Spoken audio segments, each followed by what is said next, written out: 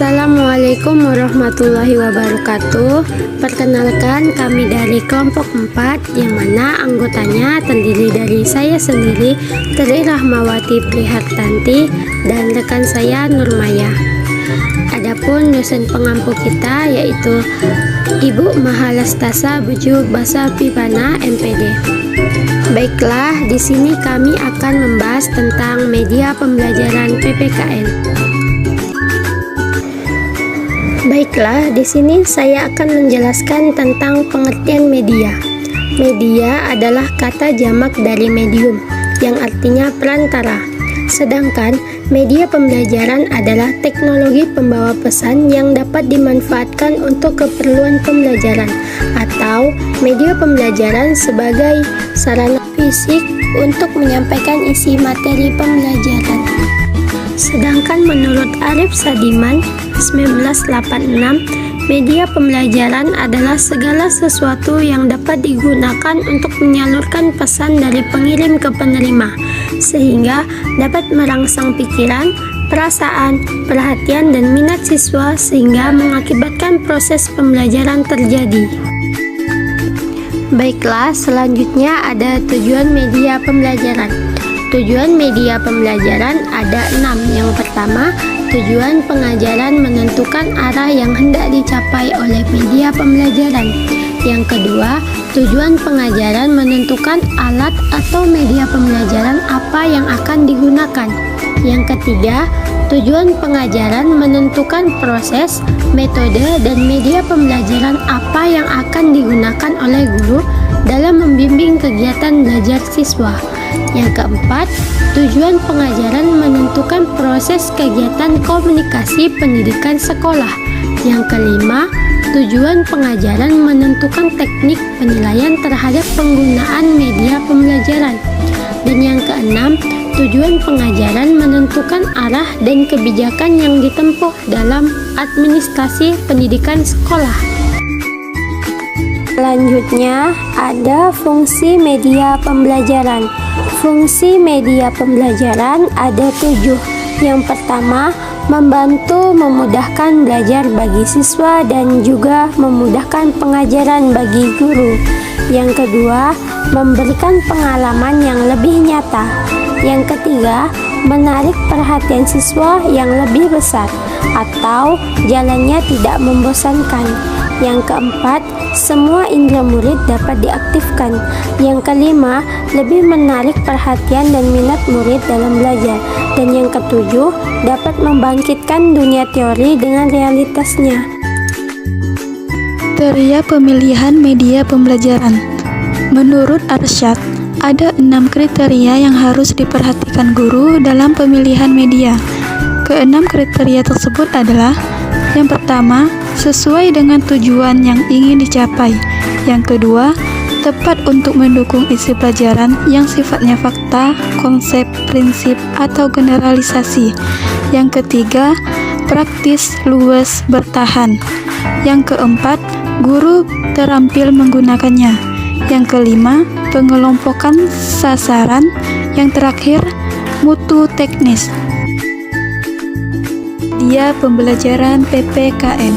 Pengertian media pembelajaran PPKN adalah media yang terpilih dan cocok untuk pembelajaran PPKN. Media-media yang bisa digunakan dalam proses pembelajaran PPKN adalah: yang pertama, ada gambar atau foto. Manfaat atau kelebihan gambar atau foto sebagai media pembelajaran adalah untuk memberikan tampilan yang sifatnya konkret. Gambar juga dapat mengatasi batasan ruang dan waktu. Gambar atau foto dapat mengatasi keterbatasan pengamatan kita, dapat memperjelas suatu masalah dalam bidang apa saja dan untuk tingkat usia berapa saja. Gambar juga murah harganya dan mudah didapat serta digunakan tanpa memerlukan peralatan khusus. Yang kedua, ada sketsa. Sketsa merupakan gambar yang merupakan rough kasar yang penyajian bagian-bagian pokoknya saja tanpa detail.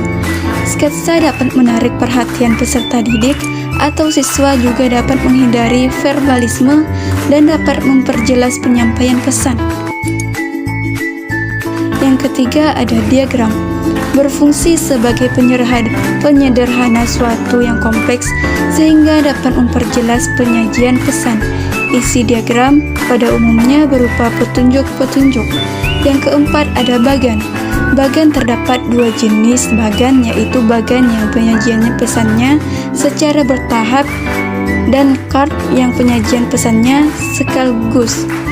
Bagan atau card berfungsi untuk penyajian ide-ide atau konsep-konsep yang sulit jika hanya disampaikan secara tertulis atau lisan secara visual.